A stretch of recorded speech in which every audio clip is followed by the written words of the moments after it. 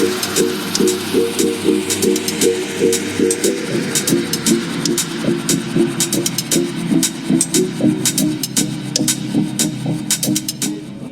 सभी का स्वागत करता हूं राजस्थान परिषद बेंगलुरु के द्वारा ये ऐतिहासिक कार्यक्रम में मीट द आइकॉन। राजस्थान परिषद बेंगलुरु 43 साल पुरानी संस्था है जिसने बहुत अनेक कार्यक्रम ऑर्गेनाइज किए हैं। इस मीट द आइकॉन का कार्यक्रम का प्रमुख लक्ष्य है कि हम कुछ ऐसे विशिष्ट लोगों से साक्षात्कार करें जिन्होंने अपने जीवन में अभूतपूर्व सफलता प्राप्त की है और हम उनसे कुछ प्रेरणा लें ताकि हमारे जीवन में और हमारे आने वाली पीढ़ी का वो प्रेरणा स्रोत बन सके। आज इसी कड़ी में हम आज मिलेंगे श्रीमान गौतम जी से। गौतम जी, मैं आपका यहाँ पर स्वागत करता हूँ। गौतम जी के से अभी हम कुछ उनके जीवन के बारे में थोड़ा सा परिचय लेंगे। बोलिए। यहाँ पे जितने लोग भी बैठे हैं पहले उनको स्वागत करूंगी और आज हमारे जो आइकॉन है पहले उनसे तालियों से स्वागत हो जाए। राजस्थान परिषद एक ऐसा प्लेटफॉर्म खड़ा किया है मीट द आइकॉन। इससे हम उन लोगों से रूबरू होते हैं और हम उनकी घटना, उनकी जो सफलता के पीछे जो सक्सेस होता है हम वो जानते हैं, ताकि आज ये जो वीडियो हम सोशल मीडिया पे होगा तो हम उससे इंस्पायर होंगे, स्पेशली यूथ। तो मैं शुरू करने से पहले एक क्वेश्चन पूछूंगी आपसे। आप राजस्थान परिषद के ऊपर आपकी सोच क्या है? राजस्थान परिषद बेंगलुरु। यस। अभी मैं राजस्थान परिषद से एक 2 महीना से मैं परिचित हूँ, 2-3 महीना से। तो मुझे समझ में आया राजस्थान परिषद जो राजस्थान प्रवासी बेंगलुरु में है उनको, उन सबको मिला के हर जगह सोशल मीडिया में या खेल कूद में या धर्म ध्यान में और बिजनेस में हर चीज़ में उनको सहायता करती है और सबको जोड़ के रखी है। पूरा राजस्थान परिषद जो कर्नाटक में समझो या बेंगलुरु में समझो, सबको जोड़ के हर तरह से उनके साथ दे रही है। ये मुझे समझ में आया। हाँ, सही है। और शुरू करते हैं आज का इंटरव्यू। और मैं आपसे ये जानना चाहूँगी कि आपका बचपन कैसा था, आपका स्वभाव कैसा था, आपका बचपन कैसे बीता और आपका पैशन क्या था बचपन में? पहले मैं परिवार के बारे में, मेरे परिवार, हम तमिलनाडु राजस्थान के पाली डिस्ट्रिक्ट में बगड़ी एक छोटा गांव है, बड़ा शहर है वो। तो बगड़ी से हम लोग 120 साल पहले तमिलनाडु आए थे, 120 ईयर्स बैक। तो अभी 6ठा पीढ़ी, मैं 6ठा पीढ़ी तमिलनाडु में हूँ। और तमिलनाडु में हम लोग, जब मेरे दादाजी के दादाजी आए थे तो उस समय में व्यापार गिरवी का और सोना चांदी 2 ही व्यापार था। उसके बाद मेरे दादाजी 1930s में आए थे। उसके बाद उन्होंने व्यापार में इतना उन्नति की। आज तमिलनाडु में तिरुवन्नामले में जो अपने शहर है, गांव है, उधर एक अच्छा बड़ा बिजनेस एम्पायर हम लोग जमाए हैं। हर क्षेत्र में हमारा व्यापार है। ट्रांसपोर्ट फील्ड ले लो, ज्वेलरी ले लो, 2 व्हीलर्स ले लो, ऑटोमोबाइल लाइन ले लो और डीलरशिप्स ले लो। जो कैस्ट्रॉल ऑयल डीलर्स है, टाटा मोटर्स डीलरशिप है। हर बिजनेस में हम लोग व्यापार कर रहे हैं।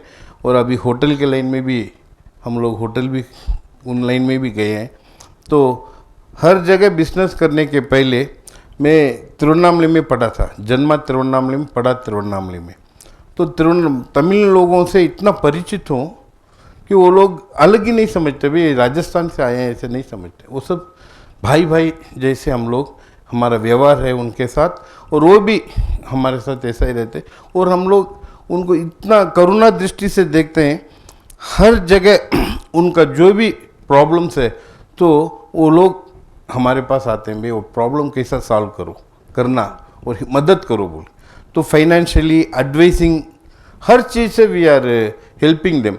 सो क्या है, उधर के पब्लिक हमें एक राजस्थान व्यक्ति या नॉर्थ इंडियन व्यक्ति नहीं देखते हैं और उधर के व्यक्ति जैसे हम लोग उधर रहते हैं।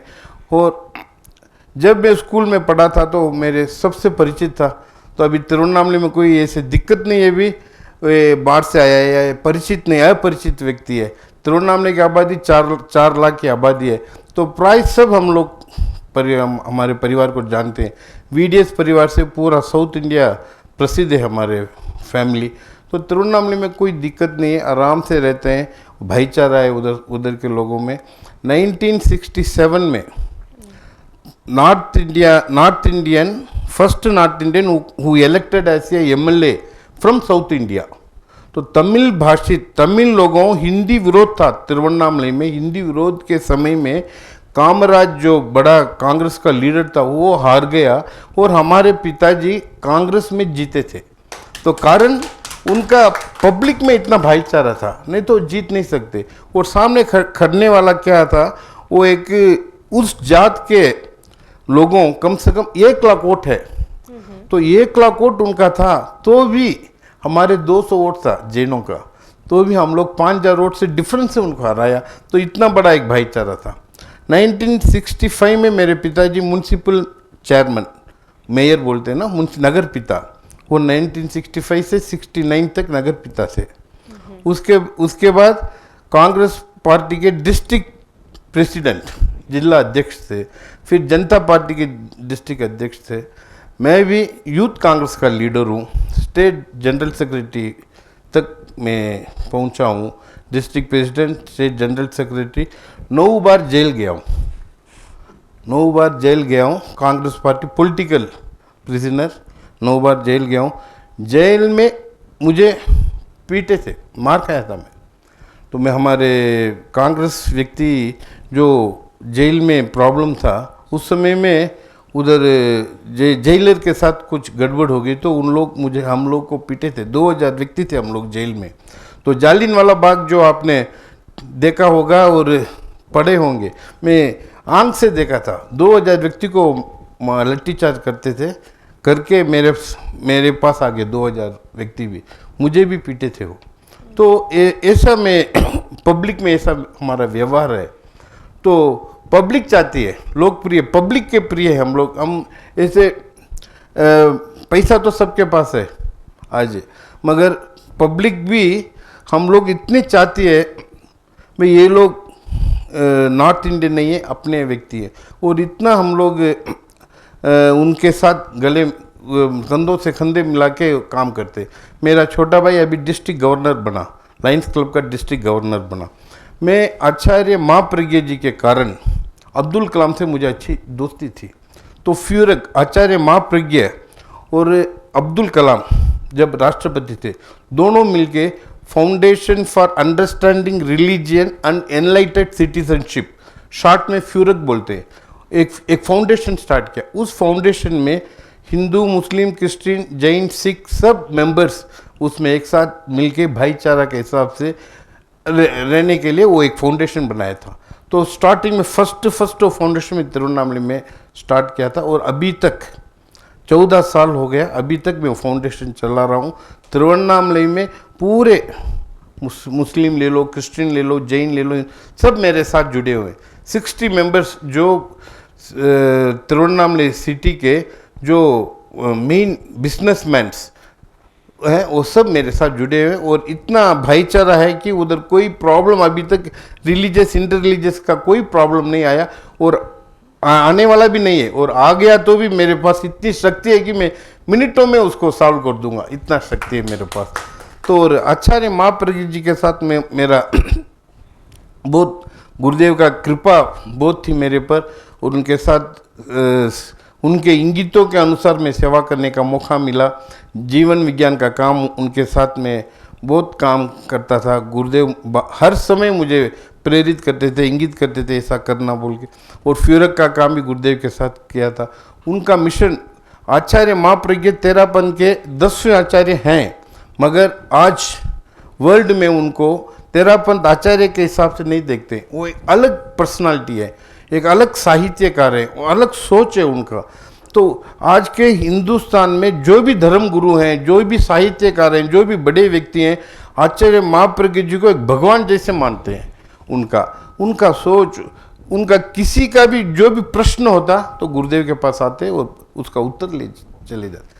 मोहन भागवत जो आरएसएस के लीडर हैं, हर 6 महीने में एक बार दर्शन करते थे।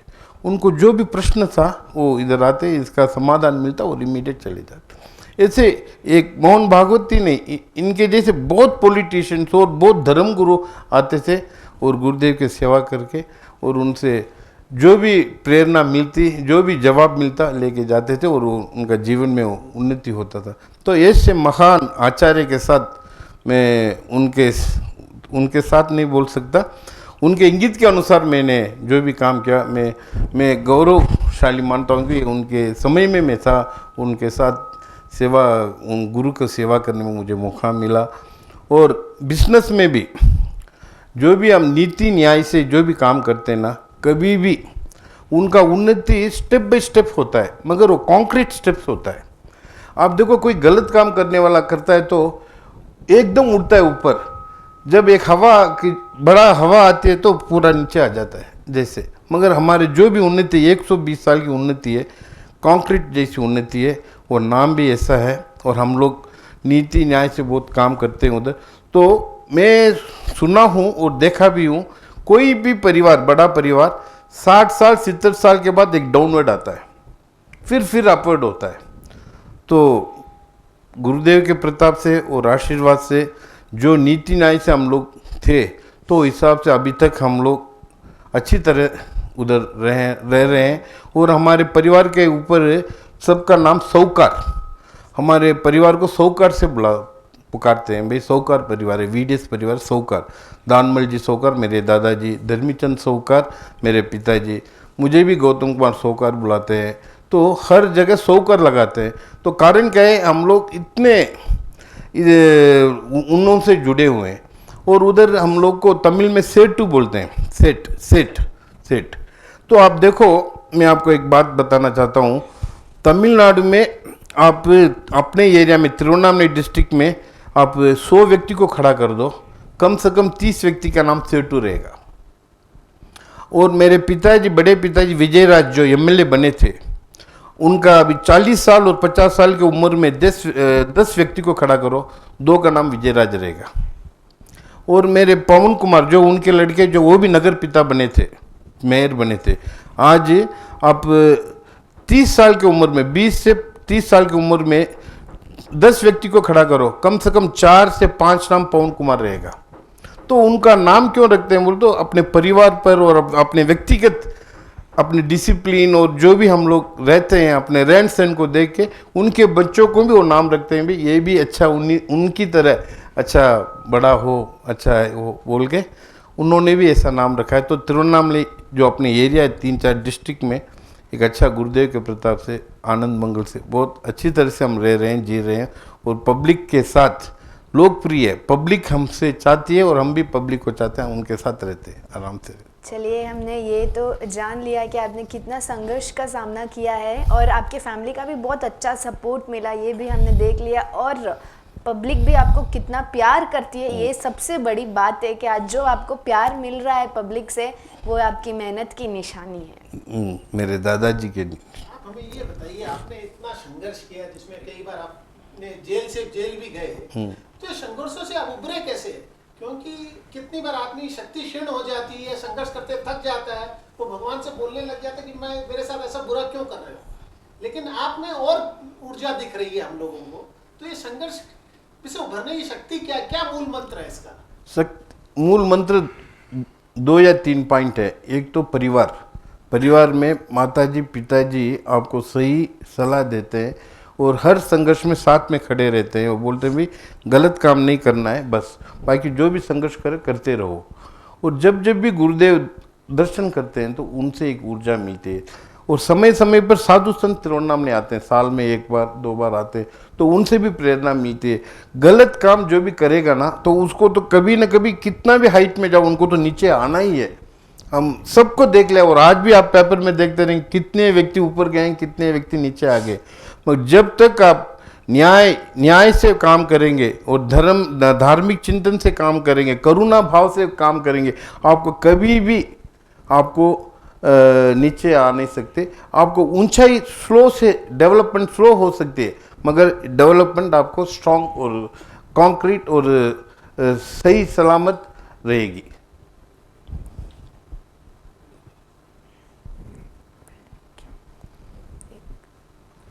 रिश्तों और दोस्ती में ये दो बड़े पायदान होते हैं हर व्यक्ति के जीवन में। आपका क्या विचार है कि आपके जीवन में, आपकी संघर्ष में, सहायता में, आपके सक्सेस में इनका कितना बड़ा योगदान है? रिश्ता और दोस्ती दोनों सही है। तमिल में एक कहावत है, उइर कापान तोड़न। उइर कापान बोल, जब भी आपको जो भी संकट है तो आपका दोस्त लोग आपको काम आते हैं।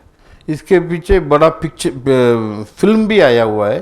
तो दोस्ती एक ऐसी चीज़ है, अंदरूनी मन से, अंतर मन से जो दोस्ती मिल जाता है ना, फिर ऐसी दोस्ती कभी भी छूटती नहीं और हर अंतिम समय तक वो आपके साथ रहेंगे और आप उनके साथ रहेंगे। दोस्ती और रिश्ता तो ऐसा है, हर जगह दोस्ती तो काम आती है और रिश्ता के जगह हर अपने पारिवारिक कार्य में रिश्ता ही काम आता है।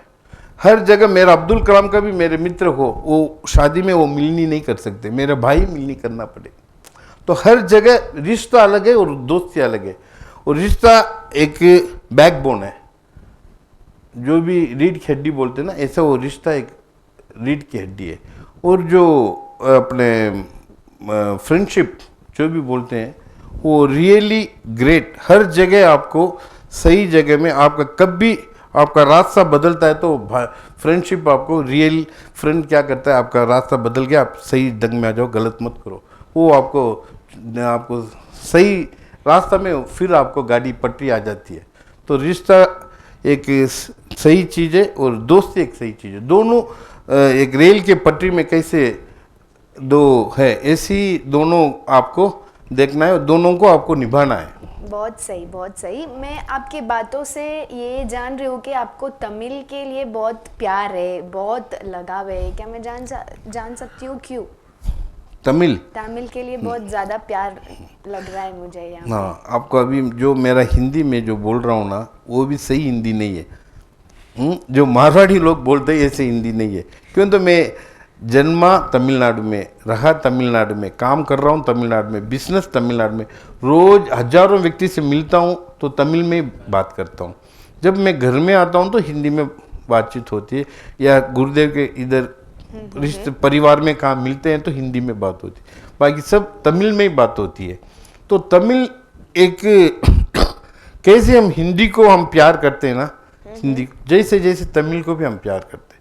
क्यों? तो हम उधर ही रहते हैं, उधर ही हर चीज़ उधर ही रहता है।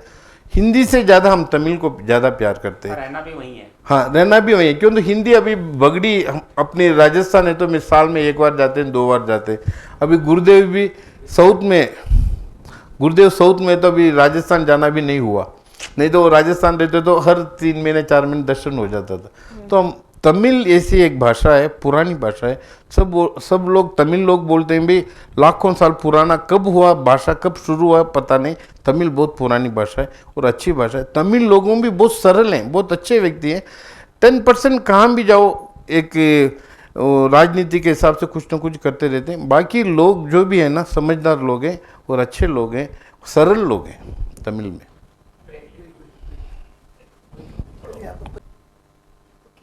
तो जैसे हमने आपकी बातों से जाना, आपका पब्लिक में 100% है, बिजनेस भी एकदम बहुत अच्छे से चलता है और समाज में भी पूरा टाइम देते हो। तो आप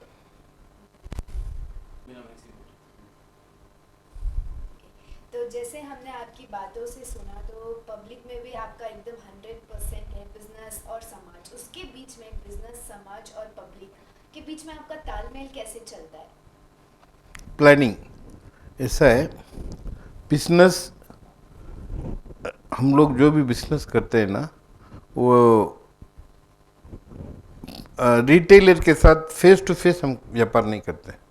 सब सिस्टमेटिक काम चल रहा है, सब ऑफिस है। और परिवार, बिजनेस और समाज, अब इसमें टाइमिंग्स करके टाइमिंग अलॉट कर लेते हैं भाई। बिजनेस के लिए 2 दिन 3 दिन फुल बिजनेस में हम रहते हैं। परिवार में रिश्ता, जो भी शादी, मैरिजेस, जो फंक्शंस, प्रोग्राम्स होता है, उसमें पूरा समय दे देते हैं। और समाज, तेरापन धर्म संघ है और लोकल समाज है, उधर भी जो भी कार्यक्रम रहता है ना, उसमें भी हम टाइम देते हैं।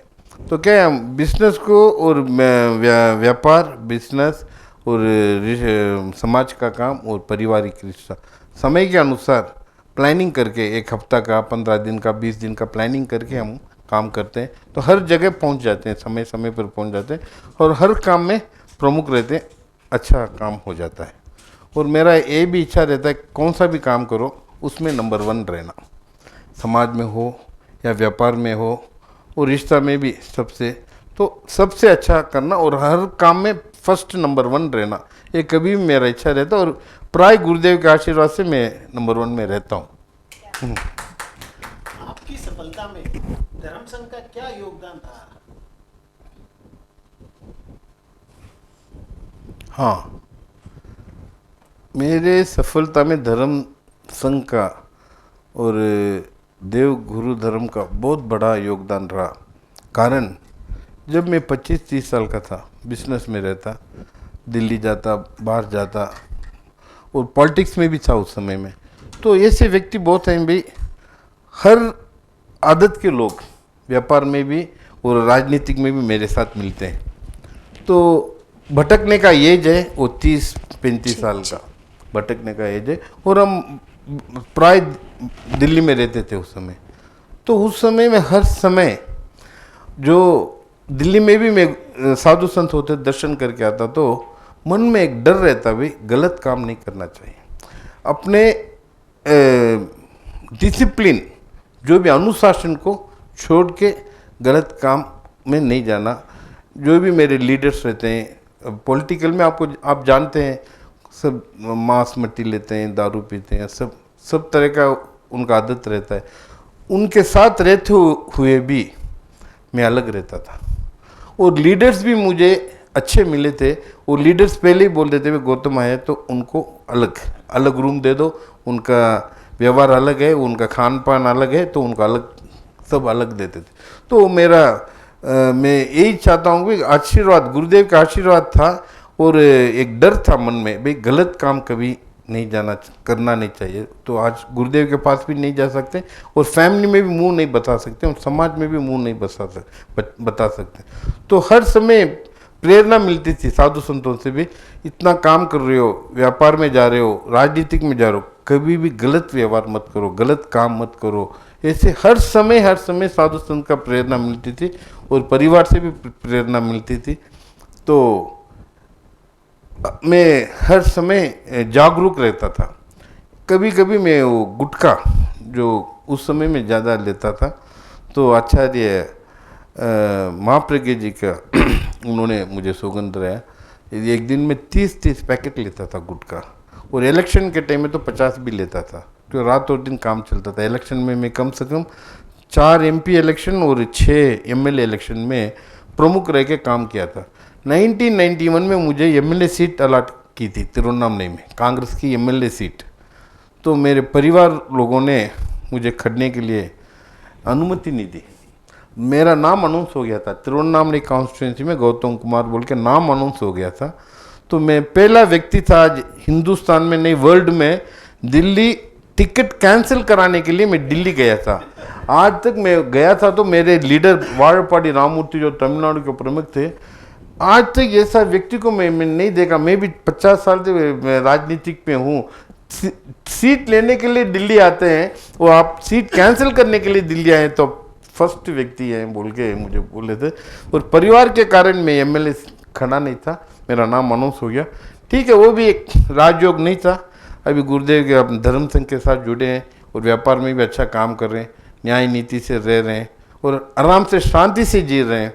तो राजनीतिक में भी मेरा काम अच्छा था और सफल रहा और बहुत लोगों को मैं MLA सीट दिलाया था। और वाड़पाड़ी राम जो मेरे लीडर थे, पेट्रोलियम मिनिस्टर थे, तो कम से कम हजारों व्यक्ति को गैस कनेक्शन दिलाया था। उस समय में एक गैस कनेक्शन 6,000-7,000 डिमांड में था, लगता था 10,000 तक जाता।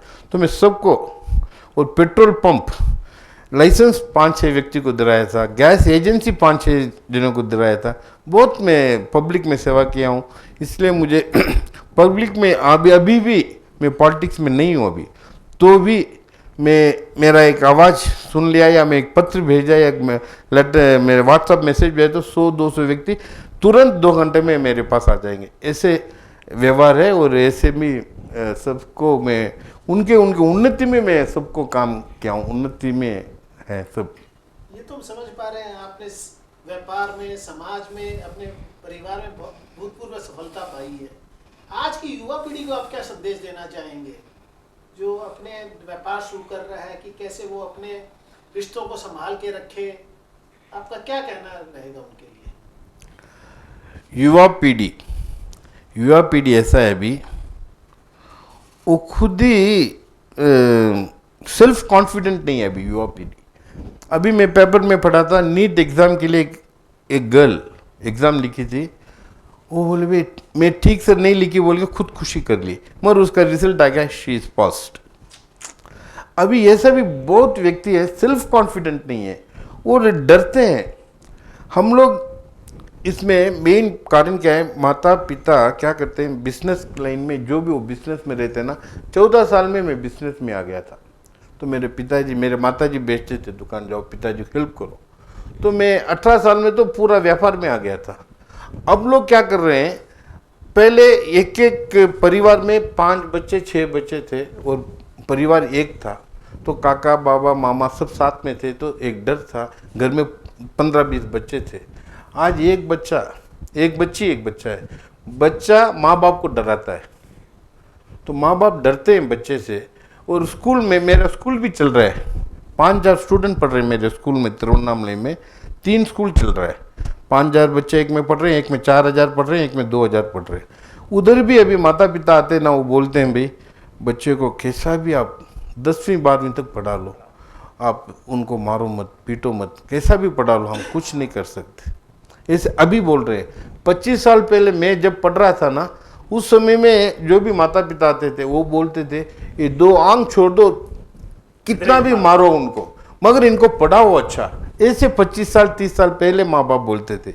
आज के माँ बाप बोलते हैं भाई वो घर से चले जाता है, कुछ न कुछ ले लेता है, कैसे भी इनको 12वीं तक पढ़ा लो, ऐसे आज का माँ बाप बोलते हैं। कारण क्या है, एक ही बच्चा है, एक ही बच्चे है, कैसे भी उनको रखना है। परिवार अलग अलग हो गया, छोटा परिवार हो गया, उनको बोलने वाले कौन नहीं, उनके सिखाने वाले कौन नहीं है।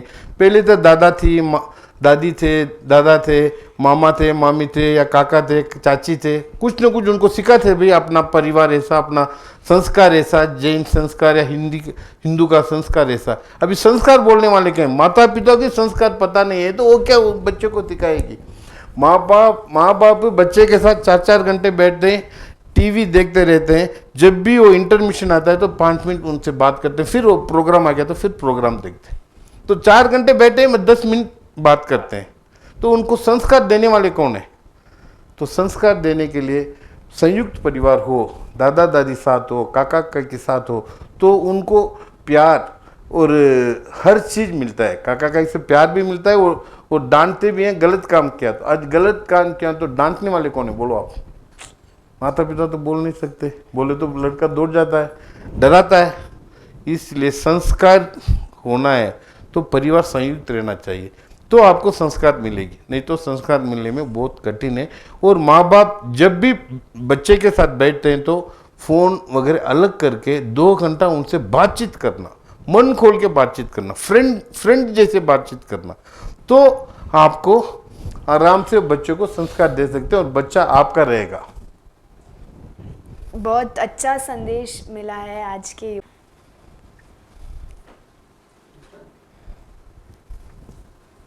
गौतम जी, आपकी एक पुत्री अभी रिसेंटली उन्होंने दीक्षा ली है, कैसे आपने इतना बड़ा साहस किया, और उसमें आपकी वाइफ का कितना सपोर्ट रहा, परिवार वालों का कितना सपोर्ट रहा? क्योंकि जैसे हम लोग सबने समझ पाए हैं कि आप परिवार को बहुत महत्व देते हैं, इसके ऊपर कुछ उल्लेख कीजिए कि ये बहुत बड़ा योगदान है।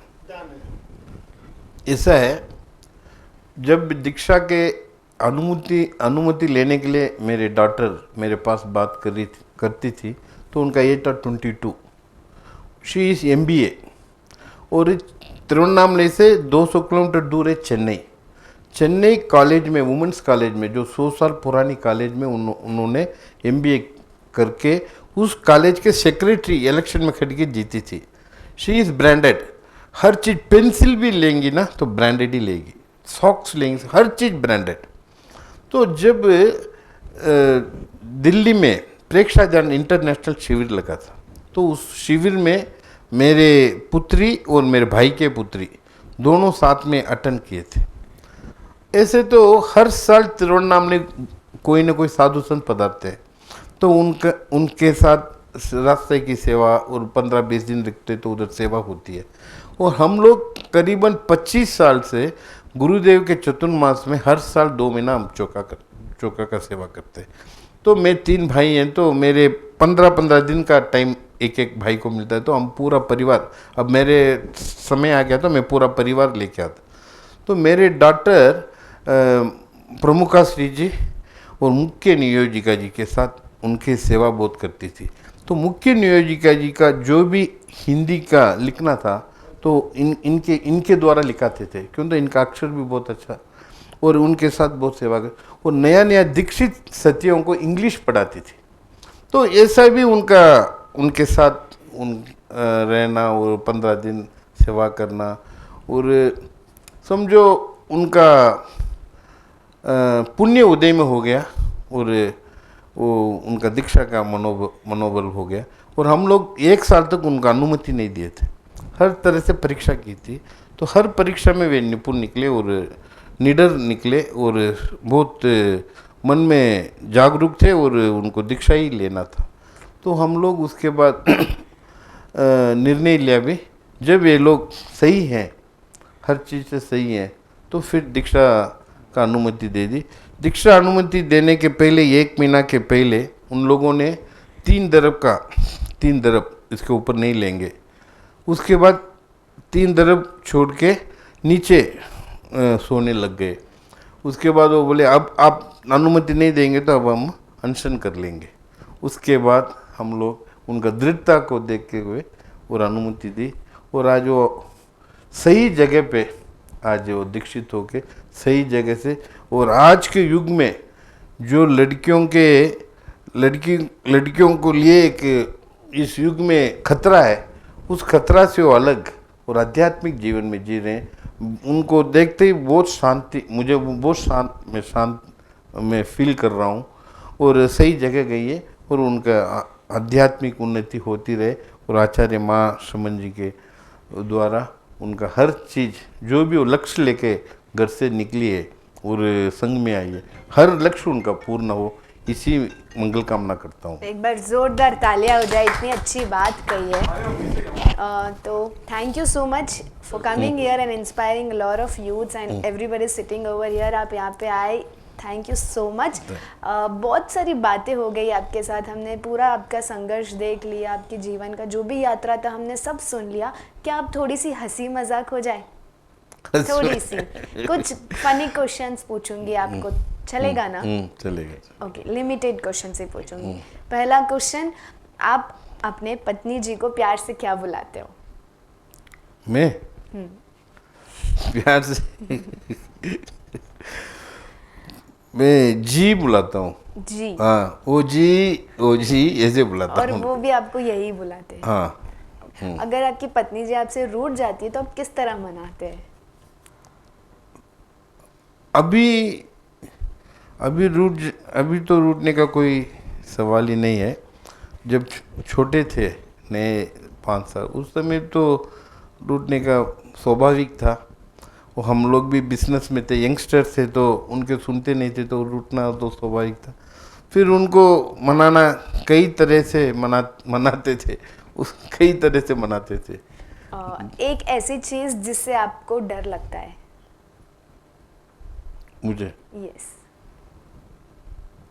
मुझे डर एक चीज़ का लगता है, कभी मैं गलत रास्ता में नहीं जाना चाहिए। और रोल मॉडल, इस दुनिया में एक रोल मॉडल, गौतम कुमार एक रोल मॉडल है। उनको देख के सब जना बोलने से गौतम जी जैसे रहना चाहिए, ये रोल मॉडल है ना। कभी मैं गलत संगत या गलत रास्ते में नहीं जाऊँ, ये कभी भी मेरे मन में डर रहता है, और किसी से मैं डरता भी नहीं हूँ और डरूंगा भी नहीं। सही है। अगर आपको 1 मिलियन की लॉटरी लग जाती है तो आप उस पैसों का क्या करोगे? 1 मिलियन का? हाँ। $1 मिलियन हो या $10 मिलियन हो, रुपया तो रुपया ही होता है और मैं उसका महत्व नहीं देता हूँ। वो रुपया आ गया तो भी आज मेरे बिजनेस में मैं जो मेरे पास है 7 पीढ़ी तक बैठ के खा सकते, इतना तो मेरे पास है। और ये 10 मिलियन भी आ गया तो ये जन सेवा में लगाऊंगा मैं, मेरे बिजनेस में मेरे लिए 1 पैसा भी यूज़ नहीं करूँगा। बहुत बड़ी बात बोल दी आपने। लास्ट क्वेश्चन है, अगर हम आपको कहें कि एक गाना आप अपने पत्नी जी को डेडिकेट करना है तो आप कौन सा गाना गाओगे उनके लिए? अभी हाँ 2 लाइन बस। 4 लाइन भी गा सकते नहीं, मैं ऐसे तो गायक नहीं हूँ, बट फिर भी 2 लाइन। कभी गुनगुनाते होंगे ना? हाँ गुनगुनाते होंगे ना? हाँ पहले मेरे सपनों के रानी कब आएगी तू, ऐसे जब कभी कभी मूड होता तो गाते थे। क्या बात है, एक बार जोरदार तालियां हो जाए। थैंक यू सो मच, आप यहाँ पे आए, थैंक यू।